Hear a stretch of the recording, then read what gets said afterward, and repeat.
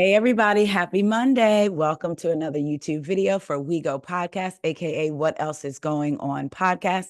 I'm your girl Taria, so you know you can find the audio version of the podcast wherever it is you listen to your podcast, Apple, iTunes. I say this so much, y'all, you would think that I would have it down, right? But iTunes, Spotify, Amazon Music, all of that good stuff. So I've been wanting to come down here and talk to y'all this weekend, but y'all know what I'm getting ready to say. Lifing, just working. And then yesterday I was going to, but I got home around 1 in the afternoon and I was just tired. So I sat on the couch, right? And was like, all right, these topics that I've been wanting to talk to them about, let me get them together. Then I'm gonna get up and record a video. And then I was telling my husband, yep, I'm about to record a video. And when I tell you, I woke up because the side of my face was a little wet. I was drooling. I have fallen asleep like this on the couch. I was out. And then he was tired. He went and worked on my parents' floor. He switched out their carpet for like the flooring. And then he did their downstairs too. He didn't get home. They're in Jersey. He didn't get home till midnight. And then he is a technician for a company. And he's always on call for nurse calls, like in hospitals, commercial buildings. He got a call at 3:30 in the morning and then didn't get home till 7. So he was wiped out too. So yeah. So today we're both like chilling. So I took off today. But anyway, enough about me, y'all. First of all, again, thank you so much for watching. It's Monday. I hope it's warm wherever you are. I haven't been outside yet. But once I finish this video, I'm going to go to the gym. And by the way, at 2:30 Eastern Central Time, I will be on Kempire's live.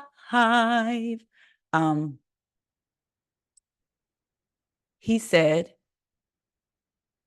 that I was a special guest. He said it yesterday. So I don't know if I was quite supposed to announce that yet, but it's happening today and I'm excited. So let's get into some of the topics I wanted to talk to y'all about. First of all, I'm starting out with a little bit of sad news. My heart goes out to Monica Garcia from the Real Housewives of Salt Lake City. We know a couple of weeks ago, we found out that she was expecting with her boyfriend. She did a podcast, Nick Vile Files podcast, and she said she was pregnant. Well, she posted the other day, heartbroken, RHOSLC alum Monica Garcia suffers miscarriage. There is no heartbeat. And I'm sorry, y'all, because I really should have said trigger warnings. I'm really sorry about that. I hope not to trigger anybody watching. Says Monica Garcia revealed the heartbreaking news that she suffered a miscarriage less than 3 weeks after announcing her pregnancy. Unfortunately, today, I need to share a very heartbreaking aspect. There is no heartbeat. I don't have many words, and I'm still processing all of this myself, she wrote on Instagram on Sunday. The Real Housewives of Salt Lake City alum 39 shared the news under 2 black and white photos. The first of her hand on top of someone else's hand, and the second of her lying down in a hospital gown looking at an ultrasound. As quickly as this happened, that's how quickly things have changed. Garcia expressed her love to everyone dealing with miscarriages, fertility issues, pregnancy problems, if you have an angel baby, and everything in between. I am so grateful for my incredible doctors and amazing support team. I'm sorry, my amazing support system. I'm so blessed to have all of you in my corner, and I appreciate how beautiful you all have been to me about this baby. I love you, and I'm so thankful for you, with 3 white hearts. So again, hearts go out to Monica. I know that that loss can't be easy, and I hope that she recovers, you know, physically, mentally, and honestly, spiritually. So hearts out to Monica Garcia. Next up, let's get into a little Potomac news. So I know that y'all have heard this news, but we're going to go ahead and talk about it. So let me share the screen. Y'all, I'm just like such an expert with that now. So let's get into it. And I know that y'all have heard the commentary. Yes, she does look like Kenya Moore, especially at a glance. So this was from TV Deets. Exclusive, Stacey Roosh, maybe, joins RHOP season 9 as a full-time housewife. Stacey Roosh is joining RHOP season 9. 1 second, y'all. It's all in the way here. Sorry. Season 9, multiple sources tell TV deets exclusively. According to my rock solid sources, Stacey may be well known to some Potomac viewers already as the longtime host of her own dedicated hour on QVC. In addition to her work on QVC, Stacey has appeared as a reporter and host on Fox 5's Morning News and Good Day DC, and as an anchor and reporter on ABC 7's Good Morning Washington. Before entering the world of TV, Stacey was known as a health and wellness expert, practicing yoga in over 35 countries, and while teaching for such high-profile agencies as the White House Athletic Center, American University, and NASA, according to her official website. In local circles, Stacey is known as a bit of a DC socialite, sitting on the boards of many charities and helping to raise money for different causes. One of the foundations she has worked with, Felicia's Fund, is where she met current housewife Karen Huger, who will reportedly be introducing her to the rest of the group. As previously reported, Ashley Darby, Giselle Bryant, Mia Thornton, Karen Huger, Wendy Osefo, and Kiana Stewart are all returning with filming starting next week. So we see here, this right here, beautiful woman, child and husband. That's her on the set of QVC. So yeah, and then I wanted to get into her page. So she posted that picture along with this message and this was on April 15th. With a heart full of gratitude, I've made a major life decision to leave a job that I love to focus on the most important job of my life, being a mom. It is bittersweet. I'm so proud to have worked alongside an incredible group of hosts and teammates who are also wildly passionate and talented. But most of all, I'm so thankful for the privilege of shopping with our viewers in their homes every night. Thank you at QVC fam for this wonderful journey. I will see you soon. With a butterfly. Then someone says, congrats on RHOP. Welcome to the franchise queen. So there you have it. Miss Stacey Roush may be joining, or Roush or Roush, I'm not sure. I guess we'll find out. Maybe joining the Real Housewives of Potomac. I will tell you this. I'm excited for a fresh wind now. I'm not necessarily excited about the franchise because the last couple of seasons really but this does bring some feeling back to me. That's what I'll say. It brings some feeling back like, oh, okay, this might not be the end, I'll say, right? I have a feeling that maybe she'll come in hot, but not hot in a way like after people, hot like, and maybe hot is the wrong word, but like personality wise, right? And I hope that she comes in Team Stacey, her own team. That's what I hope. So, and Karen will be bringing her in. You know what? Something I was thinking. You know how people are excited when new housewives are added, right? New housewife. But if a housewife comes on as like a friend that we may not see for one season, then we say, well, let's make them a friend of again before we promote them to a housewife. And I'm talking about Kiana. If Kiana had never been introduced to us and all of a sudden it was reported that she would be a full-time housewife, we would be like, yes, make her a housewife, make her a housewife. Yeah, or not make her. If she was introduced to us already as a new housewife, like Stacey, right? We'd be like, yes, a new housewife, learning all about her, whatever. But because she was introduced to us as a friend in a more limited capacity, I've seen conversation like, well, let's not rush to make her a housewife. We don't know enough about her. But the truth is, we don't know enough about these new housewives that are coming on either. And by that theory, then they all should come on as friends of. So I was thinking, because I was listening to the conversation, like, okay, well, maybe let her come in, ease in as a friend of, and then become a full-time. But what about Stacey? People are excited about her, a new housewife coming on. So Kiana could be looked at as the same way. So I was thinking that sometimes these women that come on as friends of, and not like a Marlo friend of how she was, but like how Kiana came in sort of like the second half of the season. Not that they get shafted, but the audience is like, all right, we don't know enough about her. She needs to grow on us. Let her be a friend of another season instead of just looking at her like a newbie and saying, all right, yeah, make her a housewife. Let's see what she got. Because we do that to the newbies. So now my mind is like, I hope that Kiana does get a flute. Why wouldn't she? If you're going to bring in somebody new, why not give somebody who's at least filmed with the ladies before a flute as well, or a champagne glass as well, and let a new person come on as a friend of? I'm just saying, I was thinking about that. So I hope that I hope that there is a fresh wind through Potomac, because child, right now the wind is stale. All right, moving on. This is something that random that I wanted to talk to y'all about. Doja Cat.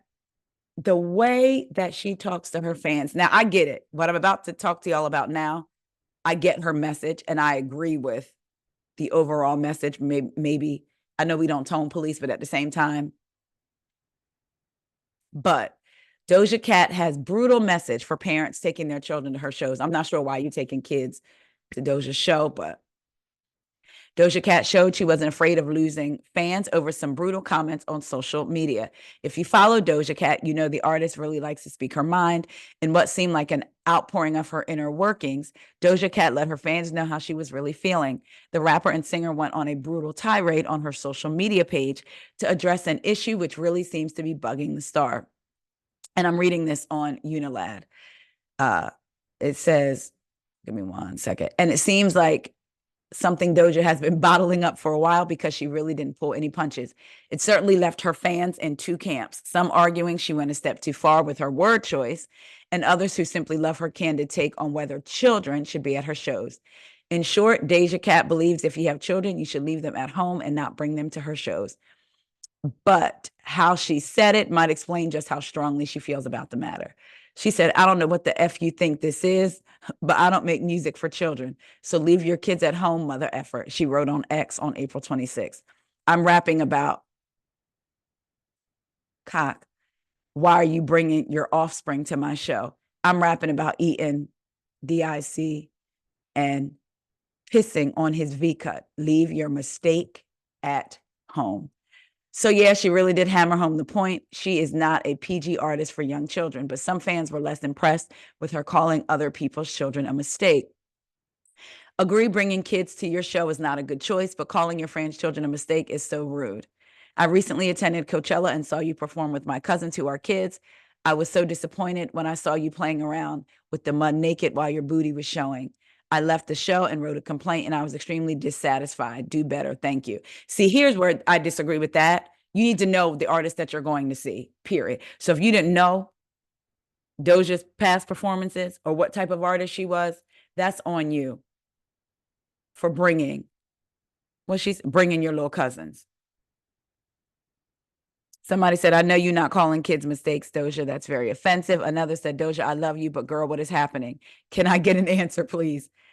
The singer seemed less than bothered by those who objected to her comments and answered one fan who said it was offensive by stating, it's effing hilarious. So I get it.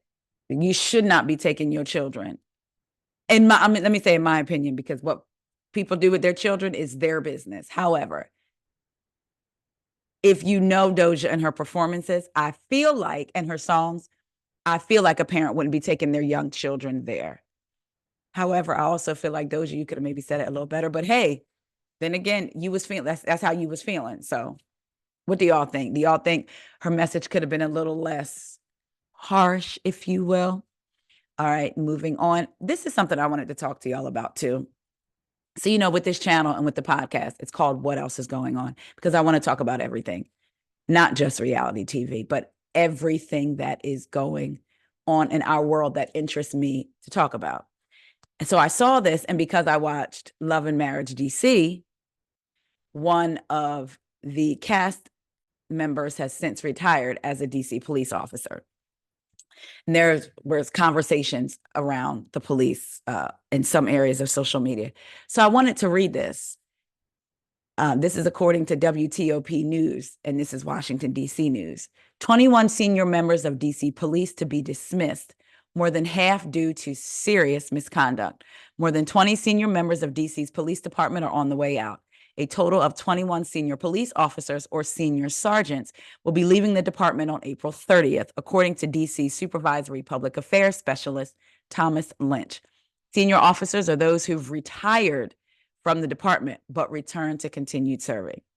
So these senior officers have retired, but then they can come back and serve. According to DC Police, 12 of them won't have their contract renewed due to a provision in the Comprehensive Policing and Justice Reform Amendment Act of 2022. Again, it's called the Comprehensive Policing and Justice Reform Amendment Act of 2022 that prohibits the department from appointing police officers who have had any serious misconduct in their background. So if you've had misconduct and what they consider serious, you will not be permitted to be appointed as a police officer.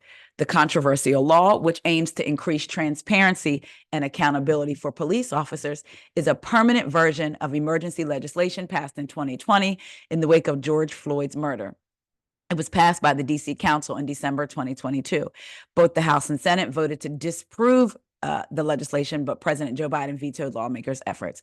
So here are some examples of what falls under serious misconduct for DC officers: criminal arrests or criminal charges against a sworn member, protection order against one of them, unlawful discrimination, unlawful stop, search, and or seizure, intentional failure to report use of force, and positive drug tests. So again, if an officer of the law, every time I think about that phrase, officer of the law, I think of Martin in Blue Street. I'm an officer of the law. Remember when he was practicing in the hotel room? But anyway, so again, if any officer of the law has any of these, it's considered serious misconduct: criminal arrest or criminal charges, protection order against one of them, unlawful discrimination, unlawful stop, search, and or seizure, intentional failure to properly report use of force, and a positive drug test. In a news release, the DC Police Union called the law inarguably the worst piece of public safety legislation the DC Council has ever passed. So they're not in favor of it. The bill prohibits the hiring of sworn personnel if they have ever received sustained discipline from any law enforcement agency. This includes the Metropolitan Police Department, meaning that these officers who have spent their careers serving and protecting this city are ineligible to be retained by the Metropolitan Police Department due to prior administrative personal matters, some of which are over 20 years old. The union called on the council to repeal the Comprehensive Policing and Justice Reform Act of 2022, saying the department has lost more than 1,400 members since it was first enacted as emergency legislation in 2020. I would want to know, of that 1,400, how many had recent incidences, like while they were police officers. Crime continues to plague our city. We cannot afford to lose any more members that we have already suffered. Now I was wondering, so does that mean what, if you were convicted of petty crime when you were younger, then you turn your life around, you're not able to become an officer? Or is it any of those serious misconduct, that list that I read you, if it happened while you were an officer and you got disciplined for it, but not let go, now you can't be a police officer anymore? Because my mind, I don't know, it immediately goes to DV and like officers who may have had DV charges against them while they were officers with the illegal stop, search, and seizures that we know still continue to go on. So I kind of go back and forth with this. According to the union, 12 officers to be dismissed due to serious misconduct provision in the law have a collective 300 years of experience in law enforcement. Many of them have received commendations for their bravery and service. Again, I don't know what their misconducts are, but there are ABUSERs that have received commendations for things. You know what I'm saying? Like, I don't know. The contracts of the 9 other officers leaving the department were not renewed for a variety of reasons, none of which the department disclosed. So what do y'all think? I'm really interested in the discourse around this, because I feel like I would want to know. I was going to say when the misconduct happened, but again, I immediately think of officers and ABUSing their wives if that happened. What amount of time says, okay, wipe it clean, you can come back to work? Or should it always be a no? You were reprimanded for that. Officers that have committed crimes. Again, they said officers that discrimination. So if you've had officers that have been reprimanded for discrimination, have they changed their ways? Or do they just keep it more undercover with other officers who feel the same way? Like, I don't know. I hope I'm voicing it right, but I'm just wondering what y'all think about this. I mean, to have 20 officers that will not be able to return April 30th, that's a lot of officers, and that's a lot of serious misconduct done by officers. So what do y'all think? Do y'all think we need more context around it, that the rule should maybe include a time frame or what have you? I don't know. I just thought that was interesting, considering the conversation that I know Black folks have always had around police and how they police. So y'all let me know. So y'all get in the comments. Tell me, again, our condolences go to Monica. Tell me what you think about RHOP getting a new housewife. If you think then if we're going to bring new people straight into housewives, that maybe Kiarna should just be brought straight in as a housewife and shouldn't have to go through another season or a trial of being a friend of, because the new housewives don't have to go through that. They're just housewives. What you think about Doja Cat and her response, and what you think about the DC law as far as police. I will be right back. I'm about to record another video, so I will talk to y'all later. See ya.